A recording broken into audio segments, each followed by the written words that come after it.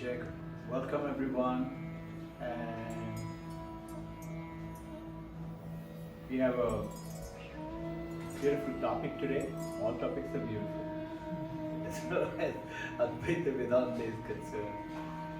But we all are searching for this, racing outwards to materialism, and we are forgetting in which the ideality which is not out there, which is within us. So we are all searching for more and more, which is called affluence. Affluence is what? No shortage of what? Everything. Whether a perfect relationship or happiness or joy or good health or money or property or land, anything that you can think of. When you have no shortage, that is called affluence. And everybody would like to have. Everybody say, and the answer in the Vedanta says that if you get aligned to Vedanta, you are realizing that you are none other than the Supreme yourself, which we know being an Advaita Vedantic student. So what happens when you know that? The Vedanta goes ahead and promises then infinite, that what we're talking about, unboundedness, affluence, and absolutely abundance of everything that you want will come into your life. And yet, though it is there in your life, you will not be attached to it. You'll be detached, like the lotus in the pond. It is detached. And this is why you will find many of the the Sanatana Dharma, the ashramas, they have this symbol of the lotus always there. There's a beautiful joke, it reminds me. One village boy, he went in Uttaranchal, he went in Himalayas, went to attain one of the ashram, and he said, I told the villagers, elders, I want to join the ashram. And the naturally elders and all first tried to prevent, and eventually he said, no, I'm going. He said, okay. After a while, about a month or so, he came back. So they said, what happened? He said, I don't know, something is funny over there. He said, like what? He said, every day morning they talk about a snake which is visiting and the snake comes, and by the end of the day it becomes a rope. And then the next day again the snake comes back, and again it becomes a rope. I'm fed up with this logic. So he come back. You understand what am I referring to? So this awareness is leading to, so what is it? Affluence, unboundedness, meaning don't have limit. I have to spend less, I have to save, I should not eat that, because if I eat that my health will become this, and I'm growing old. All this is coming within boundary. And what? Abundantness, no shortage. How do I attain that? So the topic today, this is the introduction to the topic. Topic is analytical idealism, sounds very big, of East and West. We're combining the two. And it's very interesting, and we're going to take it off. The moment it comes into East and West, the topic comes into self-consciousness, and with the self-consciousness it goes into the world around us, and what is this life? So what is it? Life itself, the world around us, and this beautiful self-consciousness, which we talk a lot about it. How do we relate this? Self-consciousness, the world around us, and the life itself. This is the life that we are leading. It's really a big question, isn't it? And East and West, both put together. And we are going into it, so basically, you'll be amazed to hear Albert Einstein did not believe in God. But Albert Einstein went and said, I believe in Spinoza's God. Spinoza is another very famous philosopher.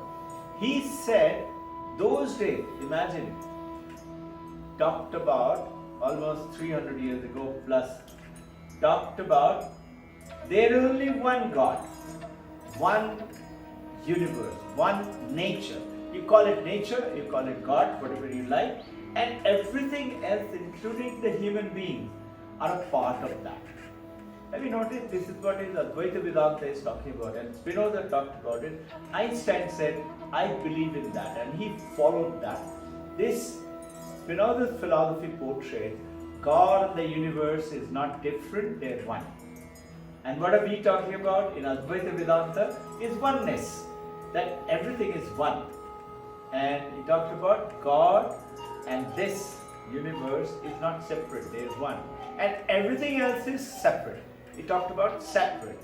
And here he talked about that infinite entity fundamentally differing from the traditional faith that is perceived in the universe as so-called is the reality. This is what the world is talking about. So in which we talked about the Spinoza's point. Now, where is the problem? Where is the problem of not having affluence, unboundedness, abundantness? Because right from the beginning we think we are this body and we are this mind. And we are too small, too fragile, which is open to sickness, aging, old age, and all kind of financial issues and relationship problems.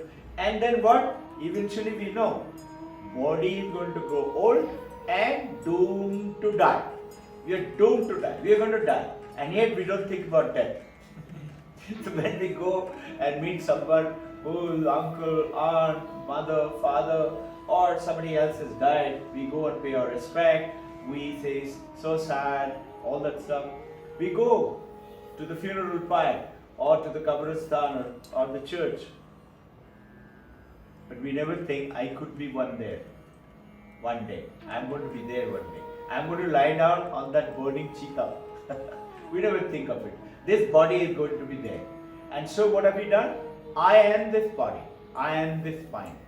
And in this, it seems, this vast material universe is huge and uncaring. It doesn't bother. This universe apparently is not bothered. Whether I'm poor or I'm rich, whether I have food to eat or I don't have food to eat, apparently universe is by itself standalone and we are by ourselves standalone. And including even the closest of the relative, including mother, father, everybody, they're separate. I am different. And soon enough you will see, going back to our earlier last week's session, that the mother and the baby in the womb, in the mother, where the baby in the womb comes out and is born, and soon enough, have you noticed, Anand is different than Kiri, right? Different. I am separate. But just the other day you were one, and then you were born, and everybody else is leading their so-called, and the parents say, now you have become very selfish. Meaning what? Selfish is what? You think only of yourself. Why is that? That is happening because we think this universe, the world is separate. I am separate. And I have to take care of this body. Nobody else will. I'm very lucky if I have a very good wife, very good mother, very good father, very good friend, very good husband who is taking care of me. I'm very lucky. But after all, we are separate. We are different. And this is, as per Advaita Vedanta, is the cause of all suffering. Why? Because we are limiting ourselves. Why are we limiting if it is a cause of suffering? Advaita Vedanta says, because we align ourselves with our mind and we say, this is me. And why this is me? After all, this is me. Who else is Robin Bush? Can't you see? This is me. So we've forgotten that it's only a name, it's only a body, it's only a mind, it's only a form. So now notice what we are missing out. We are missing out that affluence. We are missing out that unboundedness. And we are missing out abundantness. They all lead to the same understanding that you are the infinite self. Now this missing out point is what Advaita Vedanta is coming in and telling us that, look, You may be a bundle of thoughts and ideas and whatever skills and creativity, etc. But that's all limited to you. You notice your skills, your thoughts, your processes are separate than anybody else. They don't have. Supposing you're a great cook, the others don't have it. And if they do have it, then they have to learn, or they are already trained or something like that. So this difference is coming in. And this is what Advaita Vedanta comes in and goes ahead and tells that look, that is not the truth. So the really big question today, and which Vedas, which goes ahead at the end of all Vedas, mostly in some of the Vedas in between, is the Upanishad. So that gives out the essence of the understanding of whole spiritual message, which is for you and me. And Advaita Vedanta is today is acceptable to the most of the modern men and women of the world. Why? It goes ahead and answers their issues, problems and successes through logic and through understanding. So you and I, if we are trying to find out an answer, what we try to do, generally speaking, all of us believe in two things, which is what is a theistic language. Theistic language, God is there, God is in the mosque, in the temple, in the church, God is up there in the heaven. And then those who are talking about, this is called just the the ancient view of God is creator. And this is what Spinoza is exactly opposite. So God cannot be created by human being form, and through which God is representing. Now, the Advaita Vedanta's tremendous emphasis that look, it is not limited. God can be in the form. God can be without form. And it goes ahead and tells whether form or no form. Either way, God can be in anything. And this is what is Sanatana Dharma. And this is what now you relate to the last week's session. Purnamada Purnamidam. Purnam Ada. Meaning that is Purna. Purnamidam. This is Purna. That is this word, this me. And that is, we are not separate. We are one. And the moment you understand that, Purnamada Purnamidam, Purnat Purnamudachyate, that Purna has become this Purna. It's not created. It has become one. It is like how? Like a rope in a darkened alley looks like a snake. You go to a desert suddenly looks like an oasis or a beautiful watery pond. There is not one drop of water there, and it cannot be even one grain of sand, but it appears. It appears to us in the life, and this is what is Advaita Vedanta is telling us, that this tremendous emphasis that as we experience our life and through questioning that life, and this is what is the Vedantic experience, very applicable, and everybody likes it because they like logic, because otherwise, see, most of the conclusion and understanding of the Vedantic method is the modernistic method today, otherwise what the philosophy is talking about. Now if you look at carefully, what are the three major philosophical questions today? They ask you what? The first question, what is real? And this is what we're talking about. What is real? That's the first question. Second question, how do we know anything about that reality? So what, in the ancient time, we used to go to a monastery, go to a guru, go to a monk, and go and say, please tell us. Or go to maybe a teacher or a scientist and things like that.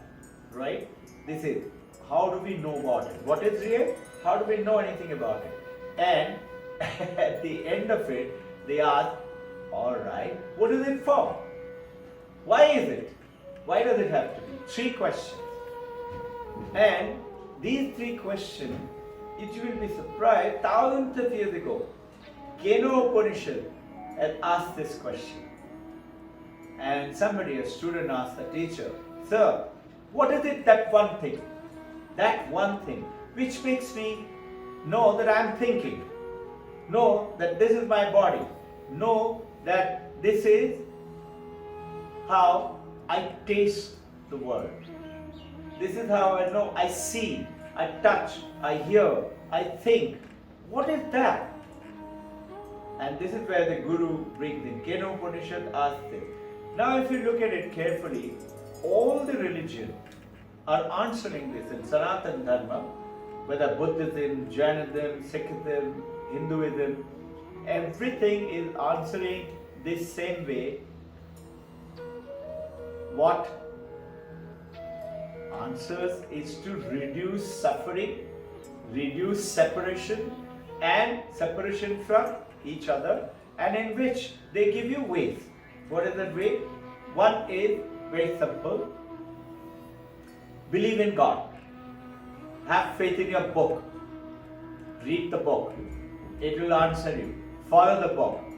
Now, the moment you do that, the modern men today, people like Sam Harris, Richard Dawkins, Daniel Dunbar, Dodson, they all are going to object to it. He said, that is all your belief. You think so. They will say, no, Ramakrishna Paramahamsa is having, which is it? Mysticism. See, talking to God. Jesus Christ is talking to God. They say, all right, but see, you don't realize it. If you go to a neurologist will tell you why Ramakrishna is seeing it or Jesus Christ is seeing it. Why? Because he may be having a little tumor in the brain which is giving electrical discharges, or there may be a cancerous growth in his head. Check it out, do an MRI. It happened to me long time ago. Almost, I would say, 5 years ago. It was in Shukrana building. No, sorry, it happened in Koirappa. So, which will be close to 27 years ago. We were in this journey of Kriya Yoga and things like that. And then in the morning, as the school would start, I would hear a lot of noise in my ear. People are talking. And I used to look around, who's talking, who's disturbing us? And I had to give the talk to start the day for the prayers and things like that, and then follow with a little bit of philosophy. And then somebody else will talk about something else about the day's session, the principle, etc. We used to proceed. So at the end of it, after the morning prayers are all over, I used to ask the principal, the vice principal, who was talking so much? They said, sir, talking? Who was talking? I said, didn't you all hear? They said, no, sir. I said, sure. I didn't want to insist too much. I'm supposed to be the senior, the president, philosopher, guide. If we're talking about some imagination, hallucination, it will lose my name and fame. So I just keep quiet. But it will keep on happening throughout the day. And I often ask them. It just so happened, within 2 days, it came Saturday. And we used to work 6 days a week. Saturday, I also asked them again before going, are you sure? I'm hearing so many people are talking. Next day morning in Times of India, Sunday, an article came up, and that time, who was officiating principal, she rang me up and she said, sir, I want you to read Times of India straight away, today's paper. I said, champion, ma'am, I don't take Times of India. Those days, I used to do that investments and things like that in Indian Express, Financial Express.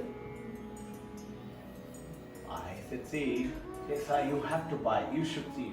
I said, no, listen, what you do, you bring your paper tomorrow, I'll read it tomorrow.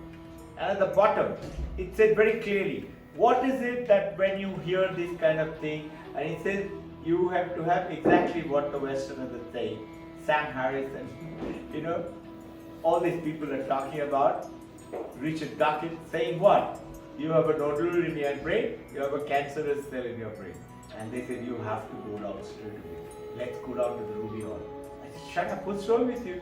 No, sir, we must check it out. After all, if you die, what will happen to the school? This kind of a thought was coming. I said, listen, I'm not going anywhere, there's nothing wrong with me. It continued, they kept on insisting. Eventually on Wednesday, I remember clearly, Wednesday we said, okay. And we went to the ENT, because I'm hearing things, no? And ENT surgeon, Sandeep Karmakar, became a good friend of mine subsequently. You must have met him. Yeah. I went to Sandeep Karmakar, I never met them, I never went to Ruby Hall before that. When I met him, he listened to me and he said, sir, I would like you to do your ENT audiometry test. Check how is it. I said, okay. Now I'm very used to audiometry as a pilot. So I said, alright, we should do it almost once a week. I went down, did the check, and result was there's nothing wrong. Excepting in the left hearing, a little bit of hearing loss. Because I projected to loud sound from the jet airplanes and all that, nothing to be surprised about. So I came down, I said, if there's nothing wrong with the audiometry, then why am I hearing all this? So Sandeep Karmakar smiled, I still remember. He looked around, he had about 15-20 of his under training. They were all sitting around. He looked at all of them. Why is sir listening to all that? And everybody said, lesion in the brain. Lesion in the brain is cancerous growth in the brain. I said, what? We should have cancerous growth in the brain. And anyway, you have to do MRI straight away. I said, no, not today. I'll think about it. Maybe I'll come back. And I went to it. And you'll be surprised. I was searching. And then, you remember Guruji? The Guruji, I happened to ask him. He smiled and he said, do you have Bhagavad Gita? I said, yes. I took out Paramaham Shivananda and he opened one page and he said, read this. And it said, chapter 6, that at this stage, you will be hearing our devotee who is traveling in this meditation and journey and understanding. You will hear this kind of thing. What are you hearing? What was I hearing? Your thoughts. Everybody who is attending there, they're thinking a lot of things and you can start hearing their thoughts. And you will be wondering, what is happening? So later on, of course, we kind of learn how to control that and things like that.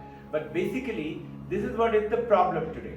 People will say something is wrong with you. That is why you can hear. That is why Ramakrishna is seeing it. This is why, etc., etc. So now, what did Advaita Vedanta do? The orthodox schools of Indian philosophy, they all believed in Sanatana Dharma and the understanding the first question of the philosophy, what is real? So in that reality, they said, look, as per the Sanatana Dharma, Hindu Dharma, they said you have to believe the book, believe in the devotee, divine mother, God, Shiva, Krishna, Allah, etc. like that, and you proceed. And this is the reality. This is real. God is up in the heaven, you are here, you are small, you are not very powerful. God is very powerful, God can do anything. This is a theistic language. The other languages went on to say, okay, you do Patanjali Yoga Sutra. So what do you do with Patanjali Yoga Sutra? You go and practice Ayama, Niyama, Asana, Pranayama. And then notice the last three, Pratyahara, Dharana, Dhyana. They all are concentration. And then you will attain Samadhi. And when you attain Samadhi, you will have mystical experiences. You will have a control of what is happening. These are the Sanatana Dharmas talked about, in which they went ahead and explained that, look, who or what is trying to attain this affluence? Who is trying to attain this fulfillment of abundantness? And they said it is you. You is who? This body and the mind and things like that. So you try to say counsel your students, no? Students are counseled for this is your issue, this is your problem. And their training skills, I was just hearing that in Mahabharata, Dronacharya did not teach, if you remember, he had 105 nephews. 100 of Dhritarashtra's sons and 5 of them Pandavas, right? 105. So Bhishma Pitamaha, he went ahead and wanted to now, very soon, I have to leave this body, though he had Ichhamrityu, but I have to leave the body because I am getting old, I need somebody else.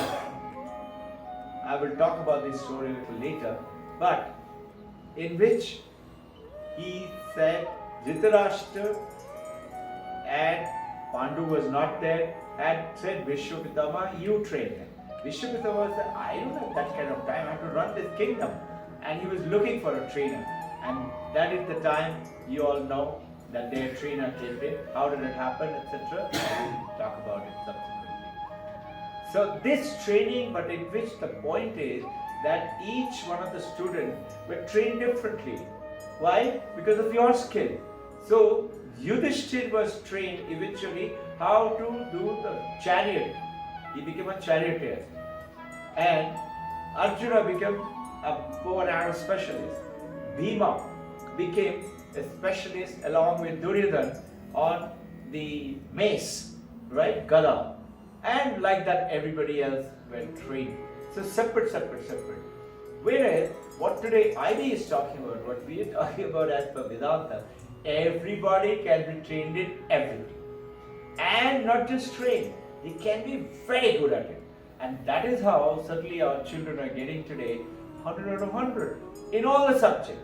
How is it possible? You and I can't think of it. I'm good in math, but I'm not good in English. This is how we grew up. I'm good in academic, I'm not good in sport. Oh, that guy is good in music and art and craft and dancing and painting, but he is very poor in academics. Or, this is how we have grown up believing. Advaita Vedanta is saying that is not so.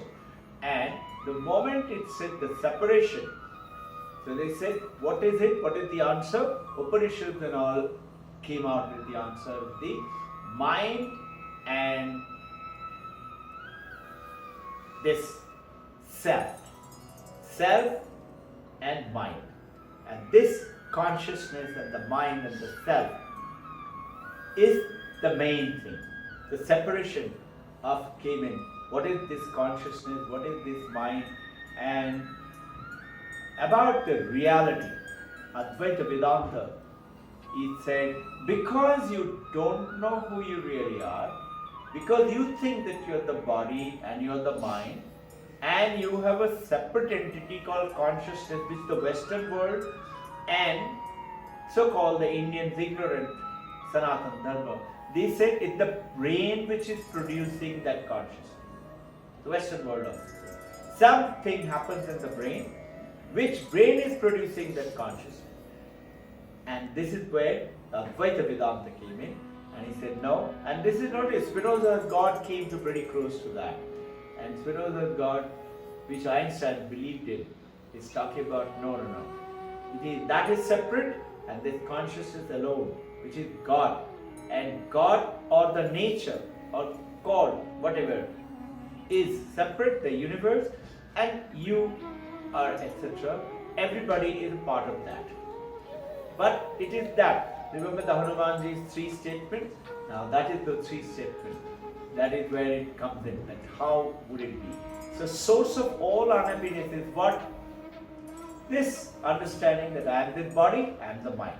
So today, while coupling with the Western, East and West, I'm trying to touch upon both of them, and we will go down to a pretty good simple understanding. It dawned upon me that what is the source of all this unhappiness, sickness, disease, strife, struggle, suffering? Why? The theistic religion said because you don't have faith in God, because you are not meditating, because you tell lies. All that theistic religion talked about, because you've done bad work. What is Vivekananda saying? What is Vedanta saying? Forget everything bad that you've done in the past. Just erase it.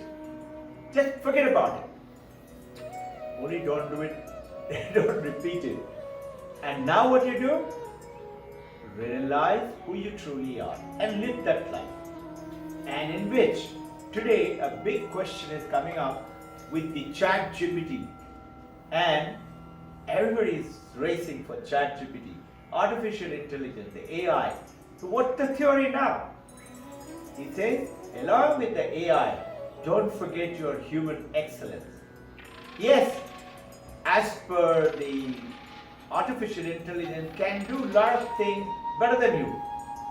A Google car can drive better than you do. But the first person experience of that, let's say, Californian, beautiful, along the sea, there's a drive. You are driving on a convertible, hood is open, beautiful, cool breeze, your family enjoying the wind, enjoying the drive, and traffic light, you stop, another car comes in and stops, and you look at the car without any driver. That driver is also that Google car is driving, maybe better than me. But that car does not have that first person experience of cool breeze, feeling. You go to the airport and put your head in front of the washroom or a 5-star hotel. You get cool water, drinking water or face wash water. It doesn't have, as you go to Phoenix Mall, door opens. The door does not say, come, VIP guests, please come, we haven't met for so long. Door is impersonal. This is artificial intelligence. So what are they saying? They're saying, along with the AI, ChatGPT, etc., in this world as you're proceeding, especially the youngsters and all that, you should not forget your human excellence, number one. Number two, live for other people. First, if you want to possess something, donate first. If you want to get something in your life, give it first. Today is the message is in the spiritual world is coming on. So the first is understand the human excellence. And number two is that live for other people. And number three is very simple. What you think is not controllable, it is controllable. That nature is controllable because that nature, that Brahman and you are not separate. You are one. This is Advaita message. And then the Dvaita, they say, yes, all you have to do is pray to God, and Ramanuja will tell you, pray to Lord Vishnu. Lord Vishnu will grant it to you. Okay? So this is how today's modern understanding. The Kenu Upanishad, notice it talked about, the first question was, what is real? The Advaita Vedanta is going ahead and saying very simple. Very simple. 3 words. Sat, Chit, Ananda. What is Sat? Notice, it is answering what Advaita Vedanta answering today is what are those questions? What is it? They talked about in the philosophical question, what is real? Sat is real. What is Sat? Existence is real. Existence is real. What is existence? For those of you beginners like Anand, say, this computer, this book, this clock, me, you, we all exist. We are existing right now. Somebody asks you, did you attend that talk on the Sunday without the session?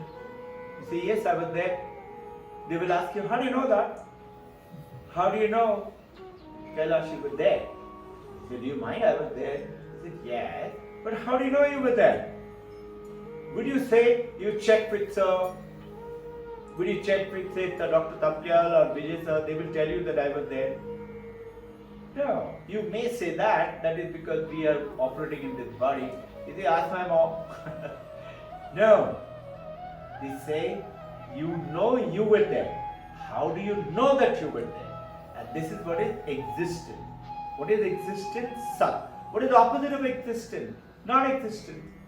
Meaning, if this computer is not existing, it's not there. If I'm not existing, I'm not there. That is Sat. So, goes ahead and answers what is real. Sat alone is real. Chit. What is Chit? Chit is the consciousness. How do we know anything at all? In the philosophical way, It says metaphysics is the answer for the Sat, philosophical answer, and metaphysics says epistemology, which is, those of you who studied in IB, IB talks about why should we know? How do we know? How does one proceed to know what is the content? That is epistemology, called theory of knowledge, right? Now, that is philosophical. In what Vedanta is talking about, Chit. Chit is consciousness. Unless you and I are conscious, we cannot know anything. If I am unconscious, if I am in coma, nothing at all. If I am dead, I have zero consciousness. Coma, unconscious, a little bit. If I am in the class, I am sleeping or absent-minded, I won't know anything at all. Teacher has finished teaching and gone away. I'll have to ask my friend, what was the teaching? Because why? I was not putting my chit, the chaitanya, called consciousness, sat chit. And then, what is the reality? What is the reason for all this? Why should we do it? And he talk about Ananda. What is this Ananda? Ananda is what you and I think that if I get that iPhone 14, if I get that Samsung 23, and then only I will have my fun. Or if I get that $1 million. But notice, they realized early enough in the ancient Indian Sanatana Dharma and in the Vedantic world that look, getting things does not give you, it gives you temporary happiness. Yes, it does. But that temporary happiness is temporary. After that it goes away. What is Ananda? Ananda is eternal, always there. It's always there. And it is where? It is not out there. That's what we started off today with. We think it is out there. And if I go there and I get a great school, great college, great company, great job, great partner, then only I'll be happy. No, the happiness is within you. So, there is one, Lao Tse is a very famous Buddhist monk. He says a beautiful statement. Attaining happiness, attainment of happiness happens, understand, slowly, happens when you stop searching for happiness. I sent you in the morning, did you have time to read it? Attainment of happiness comes when you don't search for happiness. Do you search for Robin Ghosh? No, I am Robin Ghosh. Why should I search for it? I am there. The same way, when you realize you are the Ananda, you don't have to search for it. You have to become it. The rope does not have to search to be rope. The desert does not have to be desert. It appears to be the water. And somebody goes and asks that, imagine, supposing the desert could talk, the mirage could talk, and you ask the mirage, where is desert? The mirage would do what? Mirage would just, supposing it could talk, it would just smile and I am an illusion. It appears to be so. So this is what Vedanta goes ahead, and this is what Keno Koshin talked about. Three biggest questions of the philosophy, all are answered in simple Sat, Chit, Ananda. And this is so simplified now, the Western and the Eastern. Now, what is real? Pure being. Isness, I am. Isness is what? Is existence. Isness. It is. What is the opposite of it? It is not. Meaning it is not there. It's so simple though, philosophically, this is what we have to.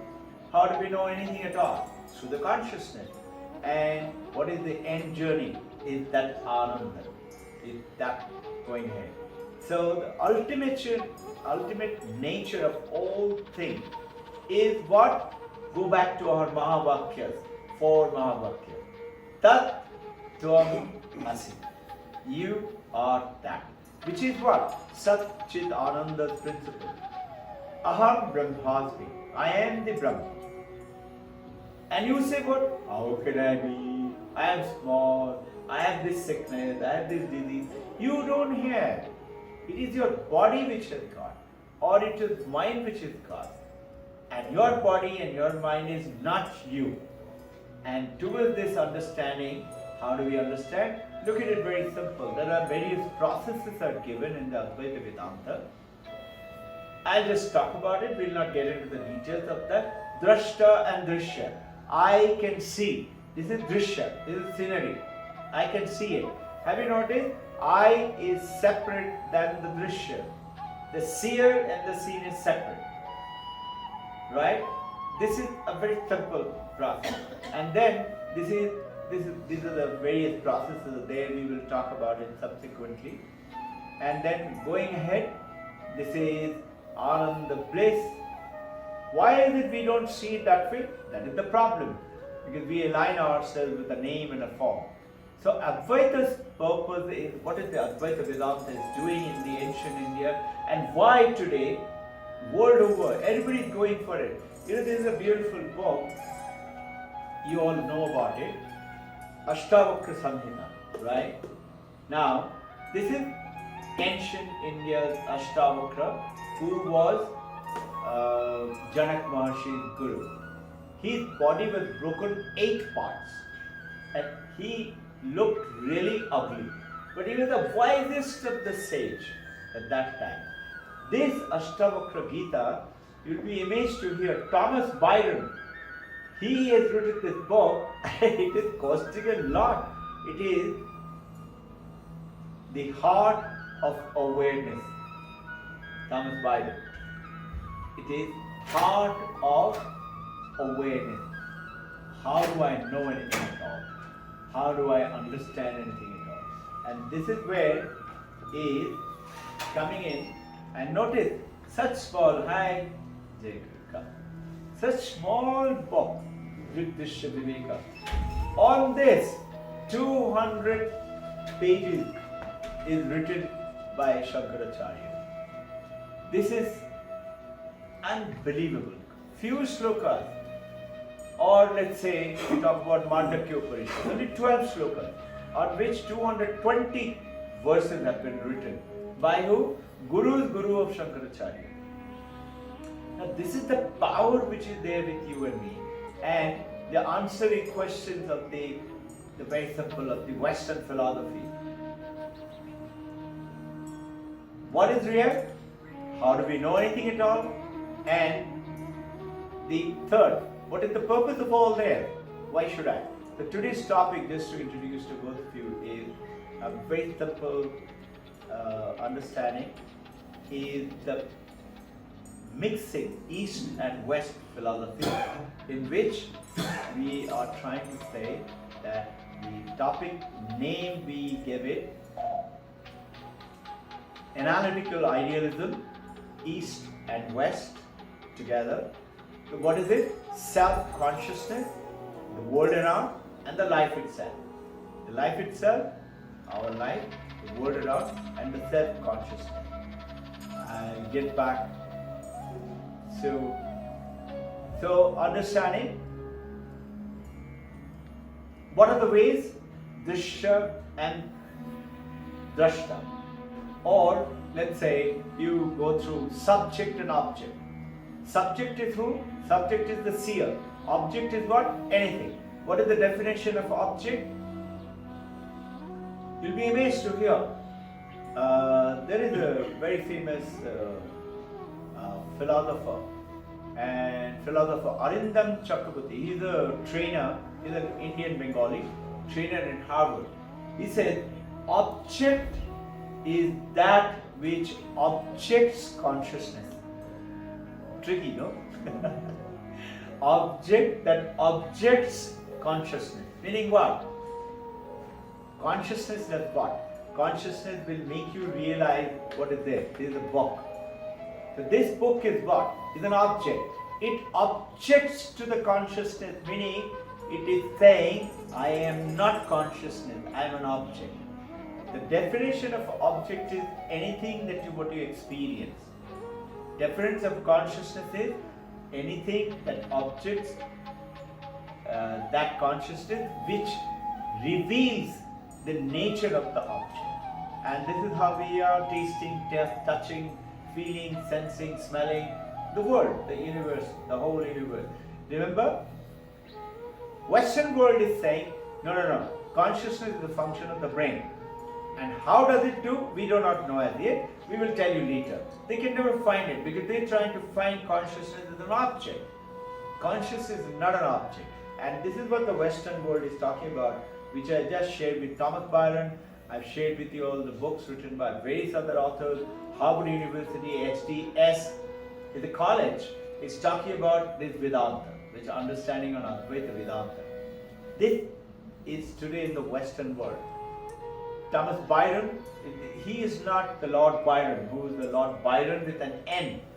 Thomas Byron is a Byron with an N. End is the name, is an N. Now, he came down, you'll be surprised, to Neem Kairoli Baba in Nainital, and he spent with him some time, and he was given this Ashtavakra Gita, and he liked it so much, he studied it, he understood it, and then he translated it into this book, in this beautiful book, and translated it for the Western people who can understand it. Though there are very good translations available today in India itself, which I just showed you one just now. This is by Niranjanananda, given Swami. It's very simple and they're not very expensive either. This is Nityananda, and these are about 30 rupees to 100 rupees. They're very simple. It's available. So if you're interested, you can go ahead and pick it. So, what is consciousness? Basically, the negative definition of consciousness is that in which the objects appear. Without the consciousness, object will not be there. Like, I'm dead, world is gone. World is an object. And in which, interesting is, do you know you were happy in the morning? Yes. Do you know you were upset because children were not getting up from sleep? Yes. They are also object. Do you know you were happy that the children woke up right on time today and they sat for meditation? Yes. That happiness is also an object because you can experience it. So anything that you experience is an object. And what is making it experience is and Arindam Chakraborty goes ahead and gives you that beautiful, an object is anything that objects to my consciousness. Now, the why Advaita Vedanta makes it very clear distinction between mind and the consciousness on the basis of this analytical, it's called the analytical knife. Vedanta. Veda is knowledge, Anta is end of all knowledge, Sanskrit meaning. But in the Vedantic way, Anta means cutting edge of a logical knife. It cuts through so-called what appears to be real and not real. Like I talked about, where is gold? And you say gold is that lump. And when a child, jeweler's son, was told, son, go up and get me some gold, I am working. Go to that box, open it. So he goes, opens the box and comes and says, Father, there is no gold. He says, what? It's lots of gold. Go and look for it again. He comes back, Father, there is no gold. Father got panicked. He went running up with his son. And he opened it and he said, what are all there?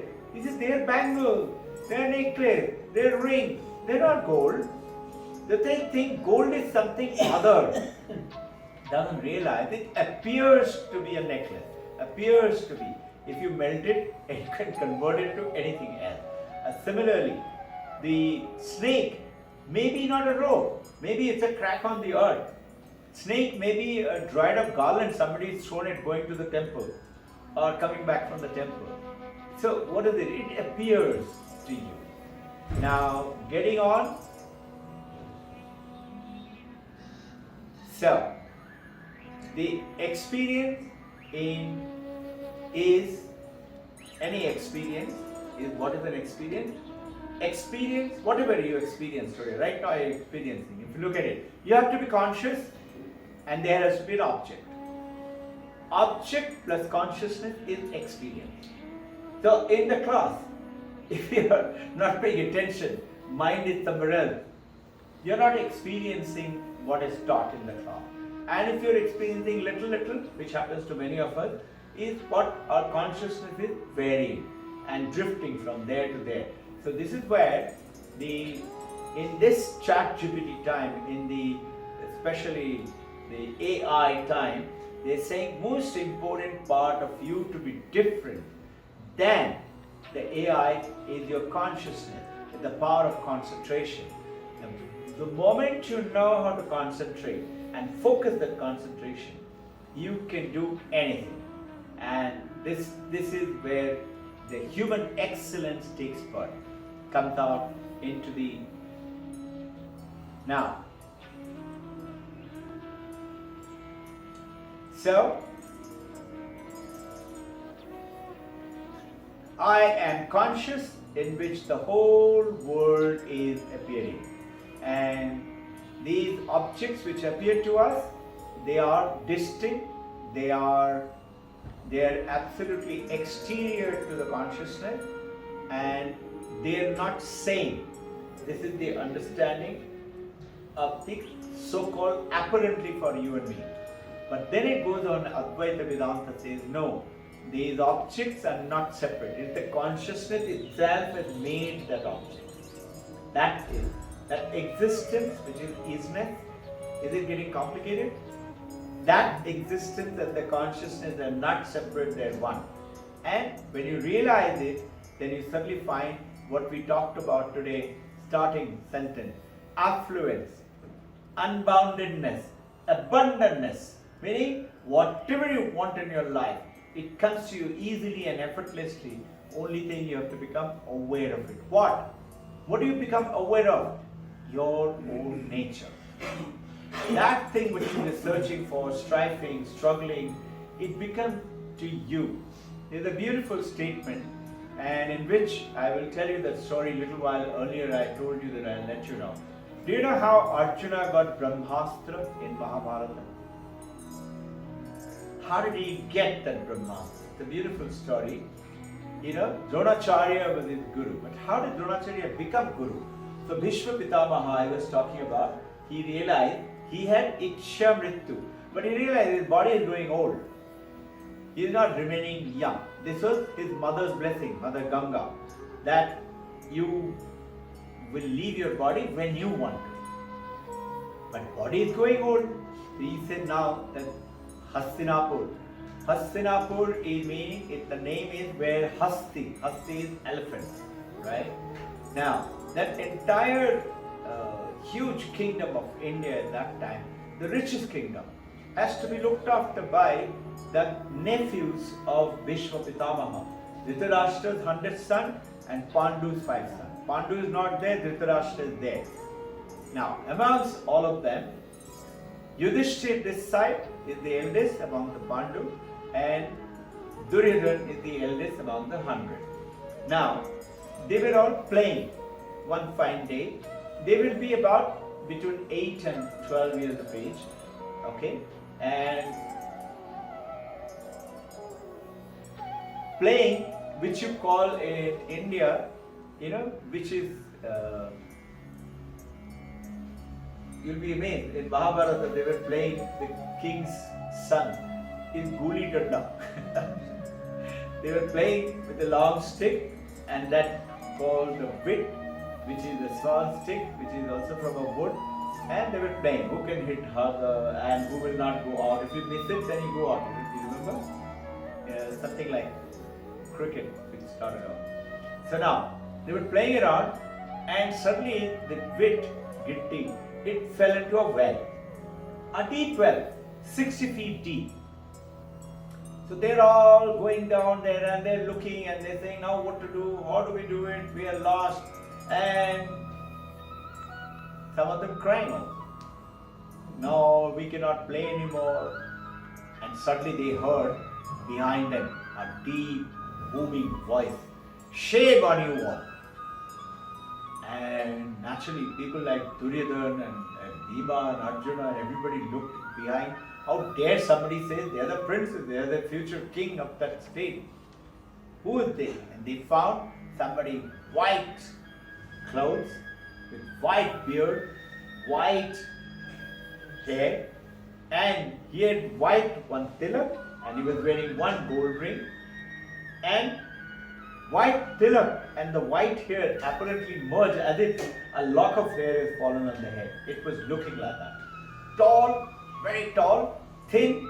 He had a angastra, which is like this on top, and he had a dhoti, which is around his thin waist. Very warrior-like figure. And he said, "Shame on you all." And so Duryodhana naturally got very bucked. Duryodhana always gets bucked. He says, "How dare you? Do you know who we are? What do you know? You are a warrior?" He said, "Yes, I am a warrior. You as the future, the king, you should know how to get a simple wit out of a well." He said, "You are a warrior, we are not. You are a warrior, show it to us how to get it." He said, "Okay, I will do that." Duryodhana adds in.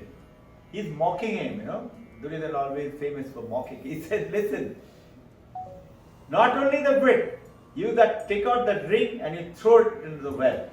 And you have to take out that ring also and the wit also." So, he says, "Okay, I'll do it. What will I get it?" Now he was searching, I don't know if you remember Mahabharata, for money. He wanted money. He said, "What will you give me?" He said, "I'll give you food." What are those young boys, 8, 10, 12 years of age? They said, "We'll give you a good lunch." He said, "Done." So, he takes those days. If you have read, and you and I thought about they're impossible, they could, through the power of concentration, they could command the nature, the wind, the mountains, the fire, the water, and they would just talk to, bows and arrow. They would just give that mantra to the arrow, and arrow will produce that, whether rain fire or rain water or a huge avalanche of snow will come in. They could do all that control with the mantra. And they had that power of concentration, which gave them immense success in India. So, Dronacharya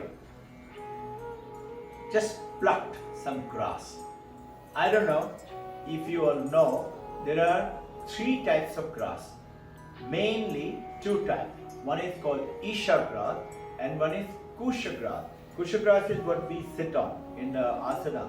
If you see in our asana, Kusha grass, you will find many worshipping in India, it is done. They sit on Kusha grass, right? Now you find it in Pune, we were not finding it. And I needed Kusha grass for my asana. I remember I was not finding anywhere. Eventually somebody was going down to Swati ma'am, going down to Banaras. And she used to attend session. She said, "Sir, I am going to Banaras. There are a lot of Kusha grass there. I'll get it for you." I said, "If you're getting it, don't get one. Get for all the devotees." She brought 24 of them. Must have took a lot of pain. Brought it all the way. That Kusha grass is one type of grass. The other one is Isha grass. And the other one, the third one, what I said, is a normal wild grass. He just picked up some grass, a bunch of grass. And he's apparently focused, concentrated. And it looked like to this boy that he's growing taller and taller. And his whole body started vibrating. And he took the grass in front of his mouth and he was uttering some mantra. And strangely, each one of the grass quickly turned into like steel, like iron, solid. And everything happened in seconds. And he took each one and he looked into the well and he threw it into the well. If you have read Mahabharata, these are the beautiful learning things for us. Each one, the first one went and struck that wit, that gitti, right in the center. The other one, he planted it. It went and stuck into the grass which was there like a steel on top of that. And like that. he kept on throwing till it made like a steel chain and came right on top of the well. He called Yudhishthir. This is how it happened as the Mahabharata story. Yudhishthir said, pull out your gitti. Yudhishthir pulled it out. And now he took Duryodhana's bow and one arrow. He took it, he did mantra onto the arrow, and he threw his ring into the well. And he threw the arrow. The arrow did not just go straight down and get stuck there. Arrow took a trajectory. It went down and started coming up. And as it started coming up, it hooked into the ring and came up and brought the ring right in front of his foot. And not like a slam, just gently put it down as if it has life. And those 10, 11, 12 boys, Kauravas and Pandavas, they were all, joyful, excited. They all ran to Vishwapitama. Come. And Vishwapitama said, okay, all right, what is it?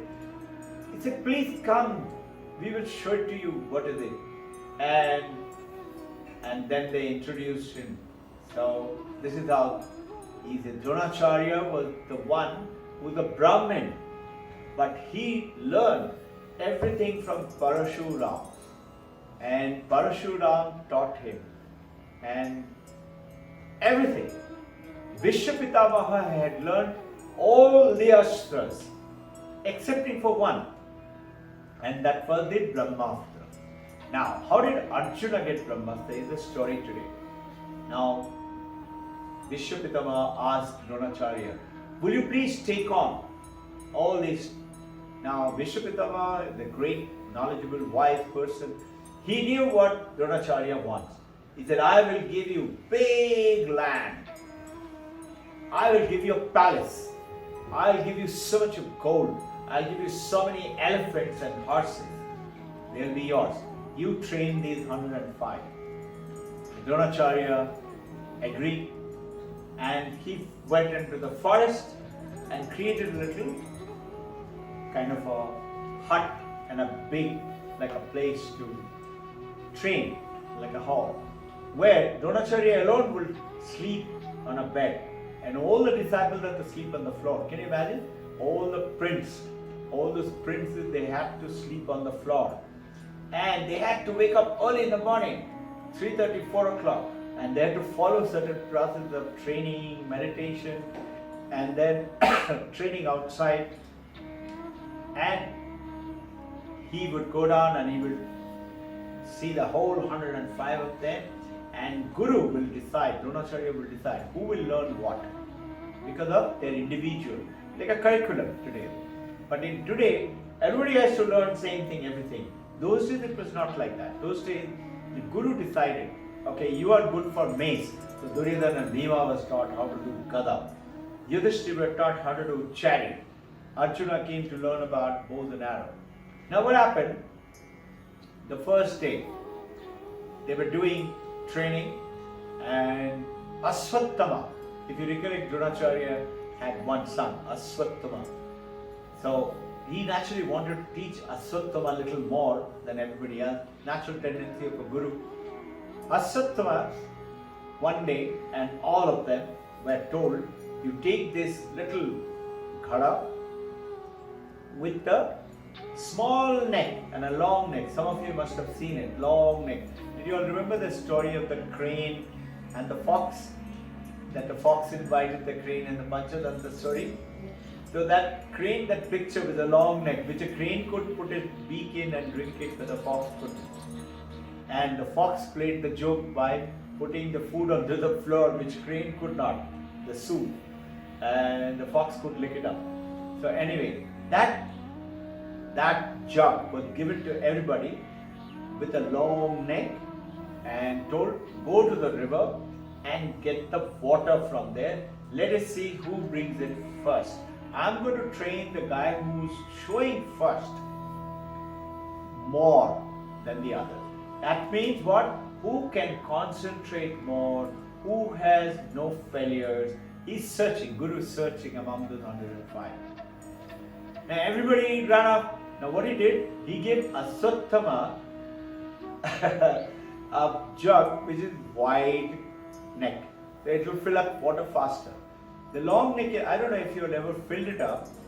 I have done it. If you put it into the water, it makes dug, dug, dug, dug, dug, dug noise, and it takes a lot of time to fill it up. Gut, gut, gut, gut, like that noise comes in, it takes a lot of time to fill it up. Aswathama with white neck. Easily, you just scoop out the water. Now, Arjuna didn't go. He was sitting next to Dronacharya. Dronacharya asked Arjuna, what happened? You're not going? Arjuna touched Dronacharya's feet, closed his eyes, and took the jug in his hand. And he had already mastered it by himself, utter some mantra. And the water by itself got filled up into the jug. Aswathama not even finished his jug, and Arjuna said, Dronacharya, sir, here is his jug. Dronacharya realized, I have to teach him, he will be the one master. And now it goes on. How did he get Brahmastra? One day, he started teaching him more. One day, Dronacharya created a scenario where they used to be putting burning lamp in the forest. He told those servants who were there, switch off all the lamps. All the lamps. And in the jungle, in here, in a town, pitch dark really doesn't happen. Either there is moonlight at night, or there is some light will be there from somewhere. But in the forest, it's totally dark. I have experienced it. I'm telling you, it is so scary. I remember in a forest, we had come out, walked out, and the moment you walk out into the jungle, you are walking out from a forester's town that has got little light, very little light. The moment you go to the jungle, it's filled with noise. All kind of crickets noise, whistling noise, birds call noise, whispering noise, slithering noise, some lone animal calling from far away, a tiger may be calling, or maybe trumpet about fighting between bear and leopard or something like that is happening. You can hear all that. And the moment you walk in, the best part is, I remember, and mind you, I used to be very brave, very courageous, and I loved jungle. I used to go for hunt. I have spent nights and nights. I remember that experience when I started walking into I could not have gone till from here to that door, which is what, maybe 20-30 feet. You know, the whole jungle, all that noise suddenly became silent. No sound, as if everybody is watching you. I started feeling lots of eyes are looking at me. I got so scared, I turned around and came back. Of course, subsequently I learned how to live in the jungle and things like that. I used to sit on top of a tree in the machan, they make wooden machan, and then go for my shooting and hunt at night, wild boars, deers, all that stuff. So, I'm talking about that darkness in the jungle. Now, and then food was given to everybody, 105 of them. So everybody is complaining, we can't see what we are eating. Dronacharya did not say anything. Arjuna realized by looking at Bhima, Bhima was putting the food without any trouble. So Arjuna asked him, how do you know where is your mouth? He said, I don't know, I just know it is there, and I just put my food there. So Arjuna also started, and he started thinking. This is how Arjuna was different. Arjuna started thinking, if I know where is my mouth, I should be able to know where is the target. Even at night, I should be able to shoot the target without seeing the target at night. So what he did, 12 o'clock at night, Dronacharya alone sleeping on the bed, everybody sleeping on the floor. He will get up and he will touch Dronacharya's feet, taking his blessing without him knowing, and quietly walk out with his bows and arrows. And he'll practice and practice and practice. And obviously he was missing, he couldn't see anything. He'll miss the target. But he didn't give up. This is called willpower. He would practice night after night after night. And Dronacharya knew. And one fine night, must have gone not weeks, close to a month or more than that. Suddenly Dronacharya heard one owl screeching, and suddenly owl shrieking and the owl falling onto the ground. Dronacharya came out and Arjuna was standing there, and naturally their white clothes they're wearing. He could see Dronacharya. Dronacharya says, "My son, now you're qualified for higher lessons." And he goes on to teach them. All the other boys, especially Duryodhana, started saying, "You're doing partiality, you're teaching everybody, and especially Duryodhana and Ashwatthama." Ashwatthama is supposed to be learning more, but his father is teaching Arjuna more. So one day, Dronacharya tells everybody, "Okay, come." During the daytime, he puts a wooden bird inside a peepal tree. Those of you seen peepal tree? It's got lots of leaves, thousands of leaves. Those of you go to Koregaon Park around the road, you will find lots of peepal tree there. And huge trunk, and they live long, and it's very difficult to uproot it if it grows in your house. I remember one had grown in our house in Koregaon Park. We burnt it with acid, we burnt it with fire. Again, after some time, it will come up. It was so difficult to get rid of it. Eventually, we had to break the wall and reconstruct the wall. And we were saying a rented house, and they said, "We cannot do it, you do it." And we had to do it because it was a school building, looking very bad. Now, that peepal tree, the wooden bird, was the size of a bird, was kept inside. And Dronacharya brings everybody, starts with Duryodhana. "Can you see the bird?" He said, "Yes." He said, "What else do you see?" He said, "I see the leaves, I see the trunk." He said, "Okay.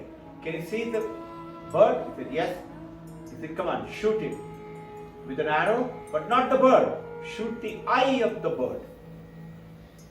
Naturally, Dronacharya misses the bird because he could see everything else. His concentration power was not that strong. And then comes Yudhishthira. He asked Yudhishthira, "What do you see?" He said, "I see beautiful cloud, beautiful sky, beautiful trees, lots of other flowers and things like that." He said, "Can you see the wooden bird?" He said, "Yes, I can see the bird." "Okay, shoot it." And he says quietly to others, "Just watch, they will miss it." And Yudhishthira also missed. And everybody else missed.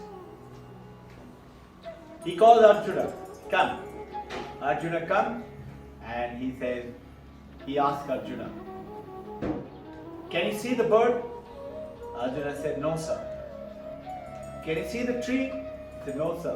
"Can you see the leaves?" He said, "No, sir." "What do you see then?" He said, "I only see the eye of the bird." They shoot it, and he gently smiled and told everybody, "Just watch, he will eat it." And he shot the eye. Now, Duryodhana and everybody else was very jealous. Arjuna was continued to be trained to be the best archer and better than Vishwapitamaha. Only difference between Vishwapitamaha and him was that Brahmastra Vishwapitamaha did not know. Now, Dronacharya knew and learned from Parashuram.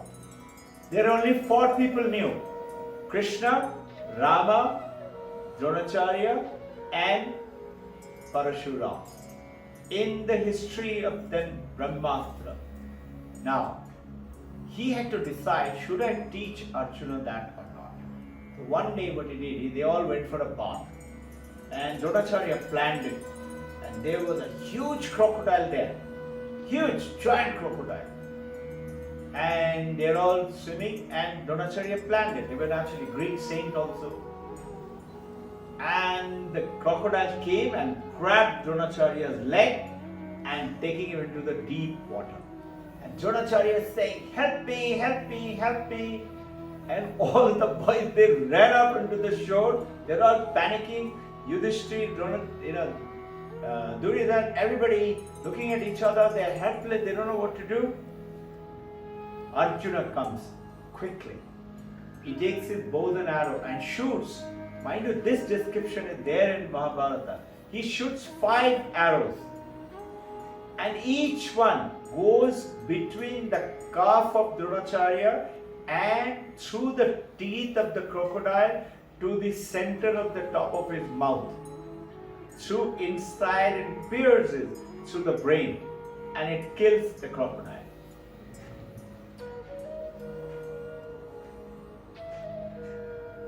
Crocodile naturally dies, except for a little wound in the Dronacharya's leg for the bleeding, for the teeth which it pierced.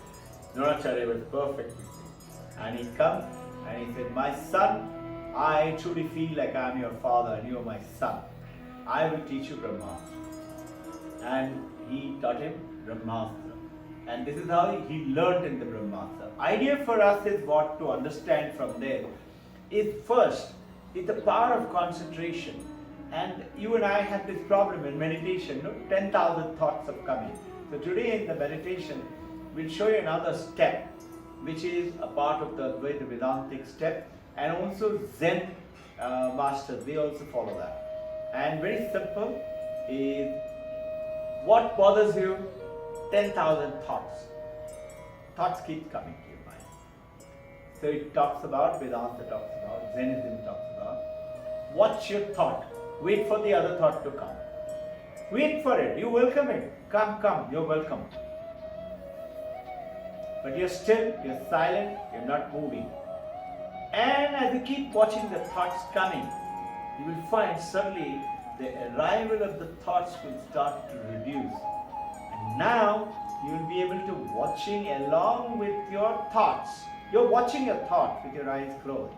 You will be able to watch only other thing which is there is your breath. You watch your breath. Remember in Hamsa we say watch your breath. Here you will be able to watch your breath. And as you watch your breath, you will see that the thoughts will start to reduce and concentration on the breath will go in. And as you go into from there, as per Mandakya Upanishad, you see, what is it? The basic principle of the Advaita is experience the life, and in which what? The consciousness giving you waking state, dream sleep state and deep sleep state. It is awakening through the consciousness. You can realize, I'm conscious so I know I'm alive, I'm sitting here. You realize that. And you're now realizing, why am I realizing it? Because of my consciousness. So you concentrate on the consciousness like a light. And that light is illuminating my dream sleep. Just imagine you're experiencing one of your dreams or series of dreams, up to you. And then deep sleep, where you are experiencing what? Absence of all experience. Absolutely blank, absolutely, totally zero of everything. Which is not zero, not black, not blank, but absence of experience. You are experiencing the absence of experience. It is emptiness. And now, imagine that thorium, the fourth thing, which is the light, which is glowing all around you. And remember, we have been doing practicing, and in which that light is all around. And now you're experiencing that light is the light which is actually like the consciousness, like the sunlight. It doesn't get dirty if it falls on something dirty on the road with a puddle or anything stupid, or it doesn't get drunk when it falls on a pitcher of wine or a beer or whiskey, or it doesn't get holy if it falls on River Ganga. That light is detached, and that light is like your consciousness. That is the light all around you, and we will guide you from there. You focus on that light, you will see progressively, you will forget about your thoughts, you will forget about your body, you will forget about your breath. And as you go and concentrate more and more, is that concentration, you're learning. Along with that, you will have failure. You will have disturbed status. You will have knees paining. I must flex your knee. All that. Willpower. Exercise the willpower. This is what Arjuna did. Willpower. Dark night. You couldn't see anything, but he didn't give up. He continued to practice day after day after day. Who is Arjuna? Arjuna is like you and I. Who is that Arjuna? It's within you and me. That is what you have to discover. Anyone, as per Advaita Vedanta, where Babaji, Divine Mother Kali, Shiva, Lord Vishnu, or Allah or Christ or anything or any name, any person, gone, that is no more here or living, and most importantly, or yet to come, you can experience them through that concentration and power. Initial imagination, you will say hallucination. Vedanta says no. That's your intuitiveness, inner voice, right? So now, in the meditation, there's a beautiful statement which goes ahead and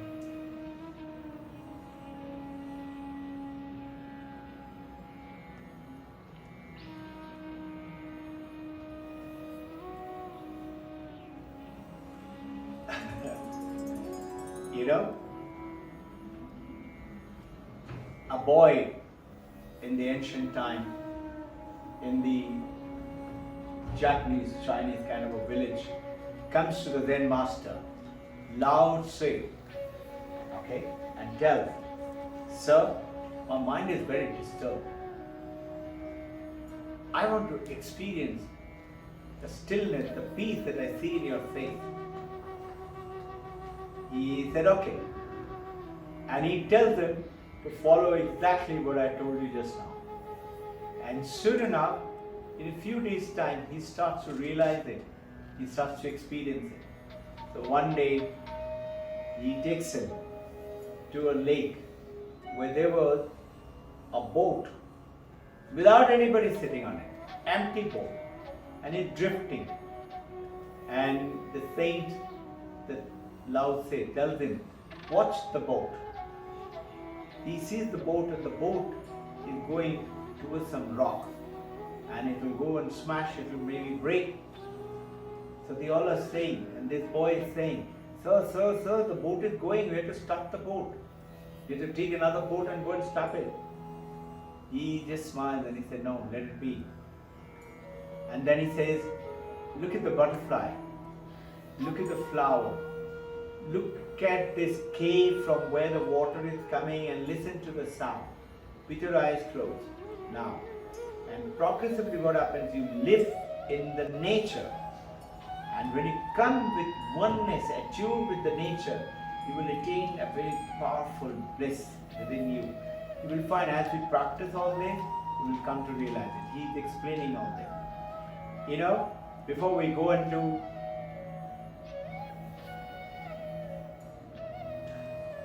one of the beautiful joke of a Christian joke. A priest, he gets a horse as a gift. Nice, good, strong horse. So he trains the horse. Every day he will ride, and he trains the horse. And he trains the horse to the moment he says, "Hallelujah," this is what they say in the Greek, the horse will stop. He taught it to start running. He said, "Thank goodness heaven." So he is doing what? Taking God's name and training the horse. "Thank goodness heaven." The horse will start running. And the moment he says, "Hallelujah," the horse will stop. So priest is very happy. He is running around, taking the horse. One day, something happened. As he sits in the morning, he was to go and visit some village. Stays in a mountainous area. And the horse started to run and galloping away. And he's trying all kind of ways to stop the horse. Horse will not stop. And chasing towards where? A deep crevice. The deep ravine, there's a cliff, and it will naturally go and jump across. And the priest is trying to say anything, nothing is stopping. Suddenly, priest didn't remember, he just happened to say, Hallelujah. The moment the death horse came to screeching halt, just short of the. And priest says, thank goodness heaven. Now let's start doing some exercises.